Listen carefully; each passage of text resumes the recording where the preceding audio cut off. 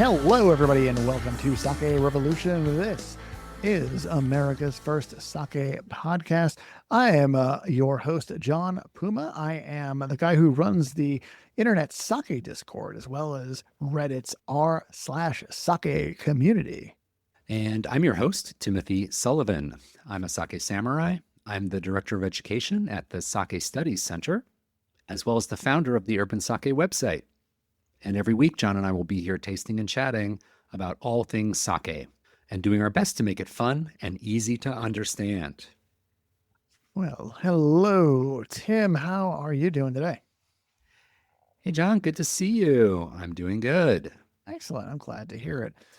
Today's episode is going to be a little more informative, I think, or focused on information.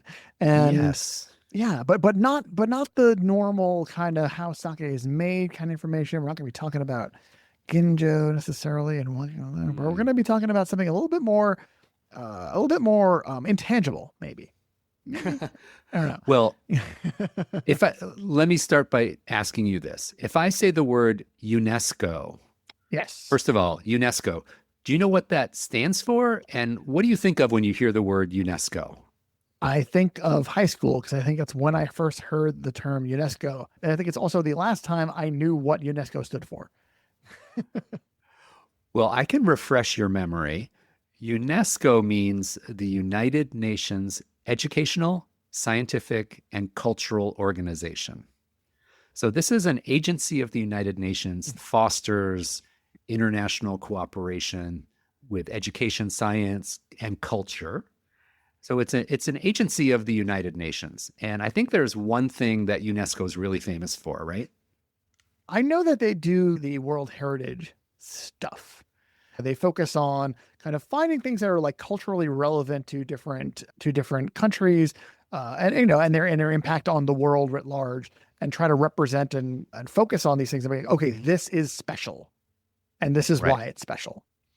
Yeah, what I think most people think of when they think of UNESCO is the World Heritage Program, which is a program that UNESCO runs to identify, preserve, and protect cultural and natural sites that they say are of outstanding universal value. And in the US, we have a number of UNESCO World Heritage sites. The Grand Canyon is one, the Statue of Liberty is one, but they also have some in Japan. So Himeji Castle and Mount Fuji are both cultural heritage sites. Really? Yeah. Nice.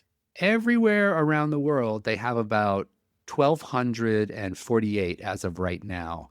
So there's 1,248 of these world heritage sites around the world. Cool. That's pretty nice. Yeah. And that's, I think, the most famous thing that UNESCO does. And when you visit a place and they say, oh, we're a World Heritage Site, you know that has a certain cachet, right? Right. Or at least they want you to think so. No. Yes, absolutely. Yes. Yeah. So, but in addition to that, UNESCO has many layers to what they do. They also have a program that recognizes what they call intangible cultural heritage. So the World Heritage Sites are physical places. Sure. And the intangible cultural heritage of humanity is another thing that they focus on. And that's more, as intangible, as you said before. It's things that are traditions or expressions of humanity that are passed down from ancestors to descendants. These could be things like performing arts, rituals, festival events. But what we're going to focus on today is something that was recently added to this intangible cultural heritage of humanity that has to do with sake. And this falls into the tradition of preserving traditional crafts. So now sake is considered a traditional craft. Yes. So sake making, I guess I should say. Yes. So the official description of what they have recognized as an intangible cultural heritage of humanity is the traditional knowledge and skills of sake making with koji mold in Japan. That's very specific. Let me read that again. The traditional knowledge and skills of sake making with koji mold in Japan. So hang on a So, second. You said sake making, yes. and I'm an American. So I need to Yes. ask you, are we talking sake making, nihonshu making, or are we talking sake making, alcohol making? Yeah. So that's a really good point, John. In Japan, the word sake means alcohol in general. I think we've Yes. mentioned that before on the podcast. If we didn't, we're not doing our jobs. No, I remember we did the How to Order Sake in Japan episode, one of our most popular travel sake vocabulary episode. And we mentioned there that the word sake in Japan means alcohol in general. Yes. So when they say here that they're recognizing the traditional knowledge and skills of sake making with koji mold, they're referring to making alcohol with koji. That Right. includes what we call sake, nihonshu, but it also refers to awamori and shochu for that matter. Interesting. So Yeah. so even though we're talking about sake on this podcast, nihonshu, if you're in Japan, this UNESCO recognition, is that the right word for it? Yeah, that's right. Okay. This recognition covers the whole thing, the whole Yes. gamut. Any Well, that's alcohol in Japan made with koji falls under the recognition of this UNESCO listing. And there are over 670 elements that have been added to UNESCO's intangible cultural history lists.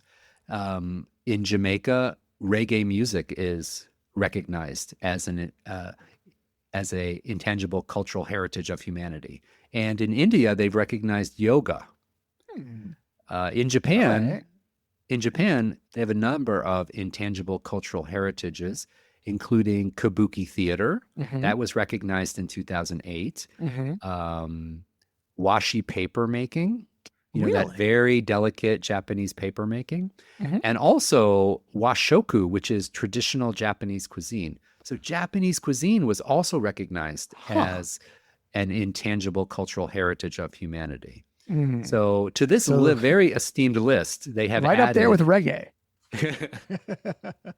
No, I honestly am like, yeah, reggae should be on there. That's like awesome. I mean, that's really cool. Yeah. And it's, we'll put a link to the UNESCO World Heritage site, and it's fun to just like look through and see what, for different cultures of the world, like what they've petitioned to be recognized as something that is of such value to humanity that it should be preserved and protected. And I think that, I've listened to a few interviews with representatives from Japan, and this is something where you have to do a lot of paperwork and applications and, you have to apply to have this recognized. And it's a political effort to get everyone in your country on board with submitting this to UNESCO and getting it recognized. But I think that there are 3 reasons why they wanted to do this for sake making with koji. Hang on a second before you go any further. I love that you said that there's a lot of paperwork and effort that goes into this. And let me tell you, if there's a country that has people that respect and appreciate the effort of paperwork, it is Japan. So they must have been like, let's go, let's do this. You have not lived until you've gone to a Japanese stationery store. Oh my gosh. It is like a little slice of heaven for me. Yeah. So that's true, John. Yeah. They were down with that and they got it done. So this recognition was officially registered with UNESCO in December of last year. So 2024. So this recognition isn't even a year old, but it was so much work, so much paperwork, so much political will to get this done. Why would they want to do this UNESCO recognition for sake made with koji? Well, I in my mind, I feel like just as something that Japan would want, with sake being a special thing to them, and with sake breweries popping up outside of Japan at a rapid clip these days, and also sake making in Japan is a little bit under threat, not just due to climate change, but also due to kind of like lagging domestic sales and things like that. I think this is something that they were hoping could maybe kind of give it a punch in the arm. Was I right on any of that? Well, you were right saying that the market for sake in Japan is shrinking. No Mm, one can dispute that. It is shrinking and the market is not growing in Japan. But from the interviews I listened to for the different representatives, that they actually have an ambassador to the UN from Japan. hmm And that person kind of leads the charge for these types of recognitions. hmm And I listened to an interview with him, and he mentioned three things that really were the driving force behind wanting to get this recognition for sake making with koji. Okay. The first one is that they hope that for everyday regular Japanese citizens, hmm this will renew the interest in sake. Okay. So So sake is, that number one, it's you got it. that boom, I got that one. Yeah. And I think that makes sense. If Sure. something that is everyday in your culture is recognized on the world stage like that, how can it not help you like refocus your energy on that? I think that one is good. The next thing they mentioned was transmitting the skills of koji making and sake making to the next generation. Hmm. So when you have this renewed interest, maybe there will be more young people up and coming who will want to learn these skills. It's been hmm recognized as something that is of cultural importance to humanity, not just to Japanese people, but to humanity. And these traditional crafts and methods of making koji need to be preserved and protected. So that was another hope that this recognition will get people of younger generations to want to learn how to do this. Okay, all right, that makes sense. Yeah, Yeah. the aging population, and yeah, I think we've talked about this on the show before. No, I'm sure we've talked about this on the show before, but there is this idea in Japan specifically among the young people that sake is like the grandpa's drink, right? It's not. I don't even think it's like your dad's drink anymore. It's probably moved on to like grandpa's drink. And Yeah. so, a lot of the sake izakayas that do really well are ones that are appealing to younger people and able to get them in the door and bring this to a new generation. Yeah. And the third thing that they mentioned was connected to exports. Like the Mm, one area of sake sales that's really growing is the export market for Japanese made sake. sure. So bolstering the reputation of sake on the world stage through this UNESCO recognition, I think they also hope that that will support and continue that trend of exports growing year over hmm year. And having it recognized should support that, according to the ambassador to the UN from Japan. And I think all those things make sense. And Yeah, yeah. that's pretty cool. So do you think they'll be effective with those things? What do you think about this type of recognition? How does it land with you, JP?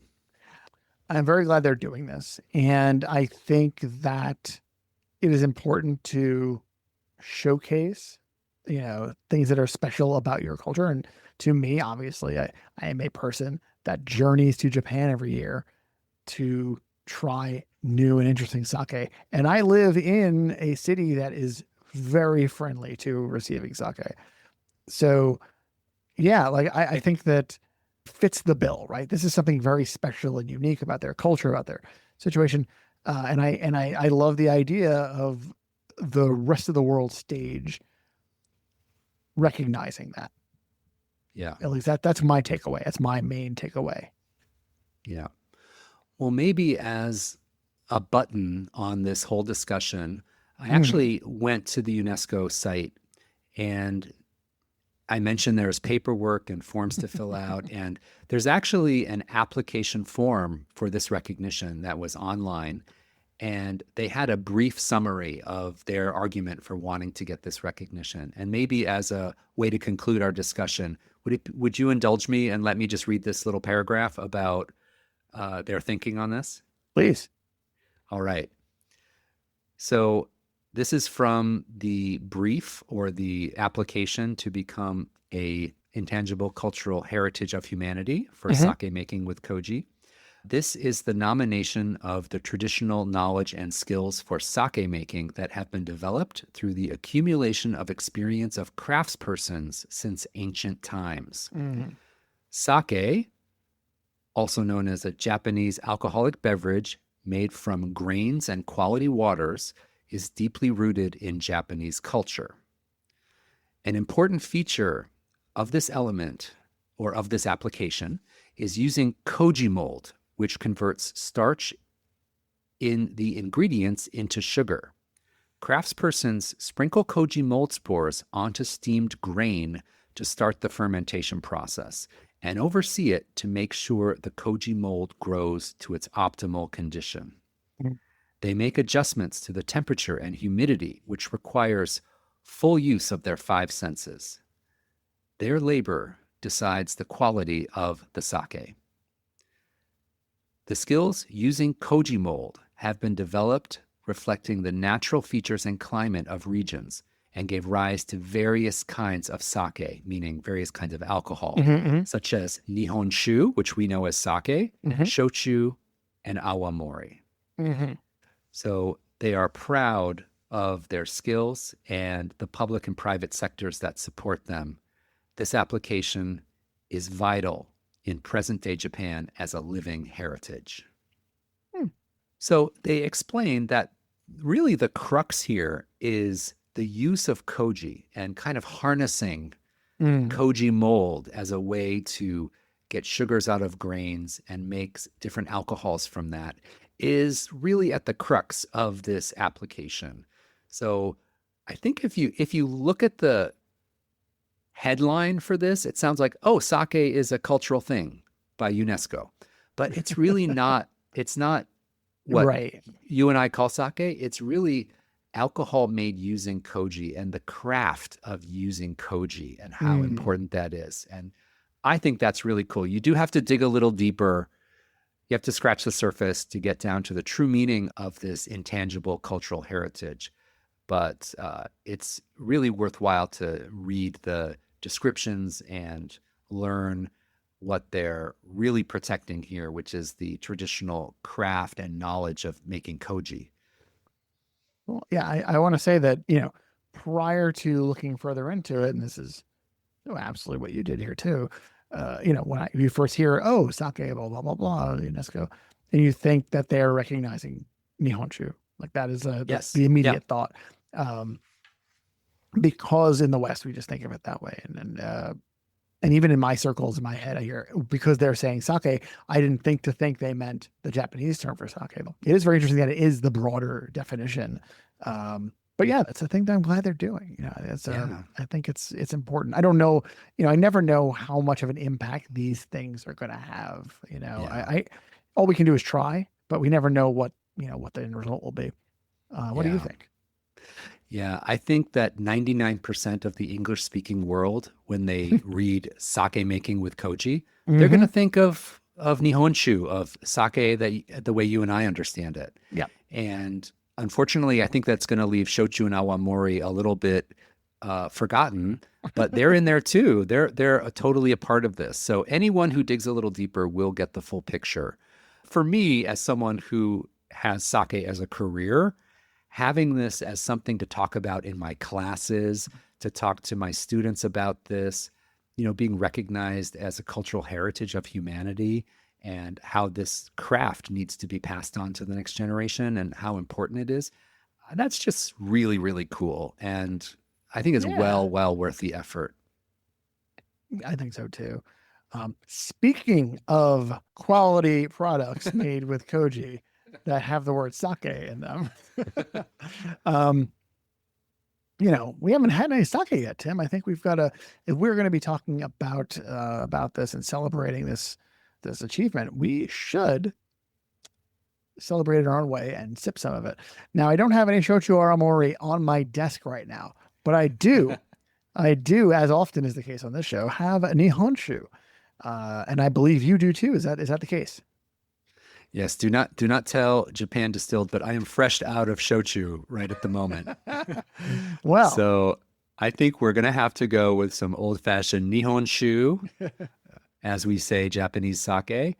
And you and I have both selected one of our favorite brands each, I think so. and I think it's safe to say. a wonderful expression of sake made from koji. Mhm. And so, John, why don't you give us the lowdown on what you're tasting, and then I'll do the same for my sake. This is a sake I did not expect to have on this show because one thing that we always try to focus on is sake that you can get in the United States. And this is a sake that earlier this year I had in Japan. And the reason I had it was because the brand I love dearly. And it was a bottle I thought there'd be no chance would be coming to the United States. So when I was in Hiroshima, I was at an izakaya and I saw they had this bottle of the Gangi Natsu Junmai, the summer sake from Gangi. And I absolutely love Gangi. Gangi's from Yamaguchi, right by Hiroshima. Really, really great stuff there. And so I had a sip of it in this izakaya and I thought it was lovely. And I thought that was going to be the last time I had that sake for quite a while. Yeah. Lo and behold, our friends here in New York at Mutual Trading have picked up this sake and it's now available here. And I could not be happier because I'm again a big fan of their stuff. And I also really like Natsu sake. I'm happy when people bring it over and I'm always happy to see more of it here. So now let's clarify. You're saying Natsu, Natsu, which means summer. Summer. This is Yes. summer sake. This is not anything else. Oh my goodness, Tim. I didn't even think of that. Anyway, so this is I'm going to be drinking the Gangi Natsu. They're calling it Katakuchi, so it is a little dry apparently. Junmai. It is made with Yamada Nishiki for the koji and Saito no Shizuku for the kakemai, the starch component. The rice polishing for both is 60%. We're dealing with Kyokai 901 yeast. The sake meter value, that measure of dry to sweet, is +9. So the Karakushi was true. It is a touch dry. A little more than a touch. The acidity is 2, and the ABV is 15%. So a touch light. Not as light as some Natsu, but a touch on the lighter side of things. Now, while I'm getting ready to pour this, Tim, why don't you talk about what you've got? Yeah, so I also wanted to pick a very classic and much loved brand from Japan to highlight this UNESCO honoring sake making with koji. So I went with a sake from Suige, often known in English as Drunken Whale. This is a Junmai Ginjo, and this is their Suige Ko Iku 54. Yes. That's a wonderful sake. Yeah. The rice variety that's used is Gin no Yume, polished to 50% remaining. The alcohol is 16%. The SMV is plus 6.7 with an acidity of 1.3.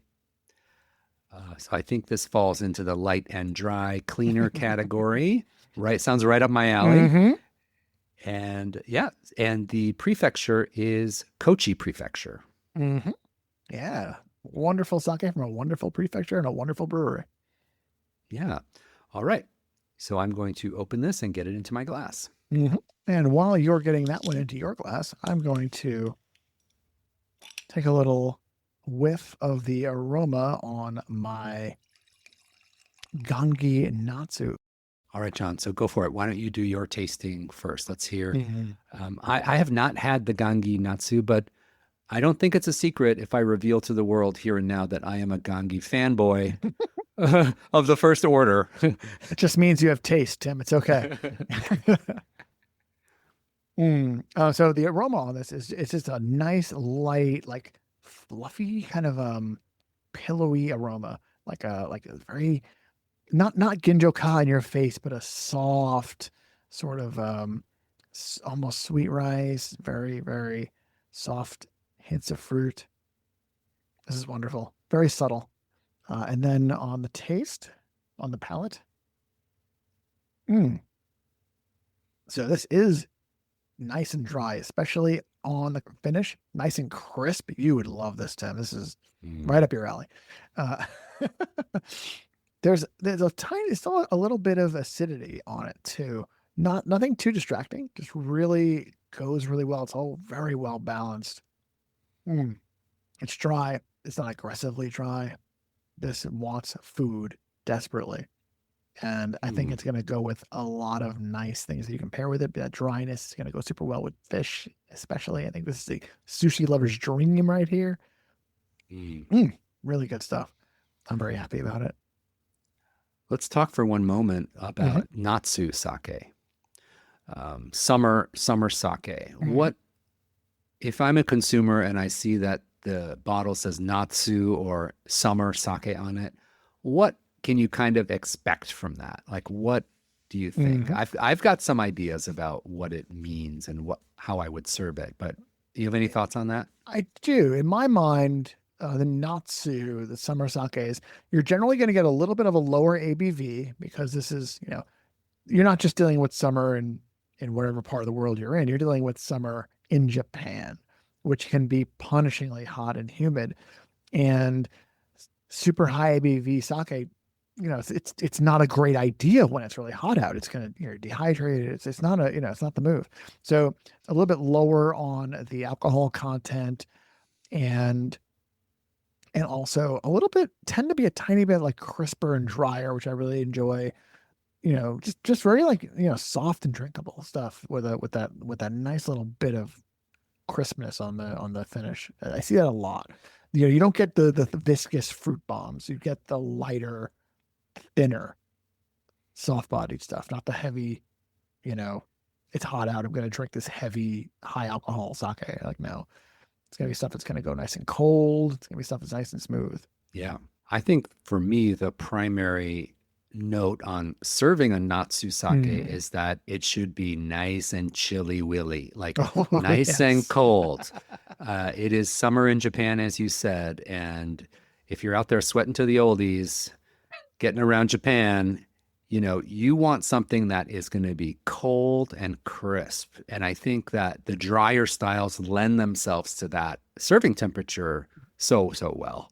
So when I see Natsu, I think like this should be served icy cold and crisp. Absolutely. Yeah. So let's talk about the So suige. Drunken Whale, Koiku 54, Hmm. again from Suige. If I give this a little aroma test, let's see. Hmm. Okay, so this has aromatics that lean more towards the ricey side of sake. I'm not getting tropical fruits or a classic ginjoka. I'm getting more of a balanced rice aroma. And it gives me the impression from smelling this that I might get a hint of dryness on the Hmm. palate, just from like my intuition from smelling this type of aroma. So a little bit on the ricey side, but very balanced, not overpowering, not too much ethanol or alcohol aroma, just Hmm. really good balance, but more on the ricey side. And let's give it a taste. Mmm. Hmm. So this is really interesting. It is overall dry. The finish is dry, Hmm. but it's not crisp and light. This has a little bit of layered richness to it, Mm. and the rice flavor comes forward the most. So again, I'm not getting much of a fruity characteristic at all. It's bringing that gin no yume rice flavor forward. And for everybody at home, the Gin no Yume was a rice cultivated by well, not by sake brewers, but by farmers in Kochi for sake brewing specifically. And so it is specifically a local rice that's been bred specifically for Kochi sake. Yeah. When I sip on this, the word that keeps coming to mind is like layered or depth of flavor. Like you get Mm. the initial hit of the flavor and then it unlocks a few more layers as the sake washes across your palate. And these are a little bit more grain or rice forward. Hmm. Again, not getting much fruitiness or tropical fruits here, more rice forward, but really delicious. And above all, the balance is there, which is a danger when something you call it ricey. Is it too ricey? No, you've got balance between the small amount of residual sugar, the alcohol, and the rice flavor, that kind of like just a whisper of umami as well, all kind of play together really well and bring great balance. So I think this is a food friendly sake The finish is a little drier than I was expecting, but I'm really enjoying it. Yeah, I mean, Suike is kind of known for making dry sake. I think the Tokubetsu Junmai is like the king of dry sake. In some cases, some people encounter that as their first like super dry sake, and they really like it a lot for that reason. Yeah. I think that this comes in a little bit lighter than the Tokubetsu Junmai. I think it's a fabulous sake though. It's so drinkable. Yeah, the Tokubetsu Junmai from Suige, which we've had on the show a few times as well. Yeah, That is like the poster child for medium-bodied dry sake. absolutely. Just if you're out with your friend and they don't know what to get, just give them that and just say, here, drink this. You're gonna love it, and it like wins every time. It's really good. Yeah. So Tim, this was a lot of fun. I learned a few things today about UNESCO. It's been a long Yeah. time since I've even thought about UNESCO. And thank you for bringing it to my attention. Also fun to sip this sake with you. Yeah, I think that, this happened last December, so we can't classify this as breaking news. But I thought that this still warranted an episode, and it warranted us taking a moment to pause and alert our listeners who are all, emerging sake fans of all levels, that this is something that happened late last year, and it's something we can all look to raise the profile of sake across the world. So we couldn't let it go without acknowledging this amazing elevation of sake made with koji as an intangible cultural heritage. So happy to talk to you about this. Thanks for indulging me, JP. Always a good time. Always a good time.